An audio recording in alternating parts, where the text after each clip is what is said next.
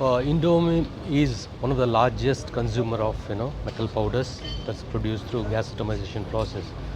So 6-7 years ago, we thought we should, to secure our supply chain, we should start producing gas powders. That's how we started with the vacuum induction melt hot gas atomization process.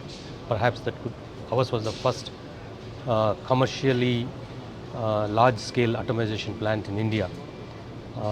So based on the success that we had in producing a free flow spherical powders for MIM application and as well as LPBF application, we've increased our capacity last year to 600 tons per annum, and 3 months from now we will be adding another 1,200 tons. Total we will have about 1,800 tons of gas atomized powder capacity here right in Bangalore, in southern part of India.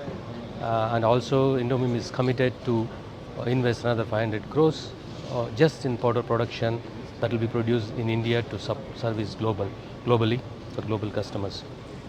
We are into stainless steels, nickel-based superalloys, cobalt-based superalloys. We are able to replace all this imported replacements for India. We've been very successful past a couple of years. Not only replacement in India, of course we are exporting these superalloys powders globally.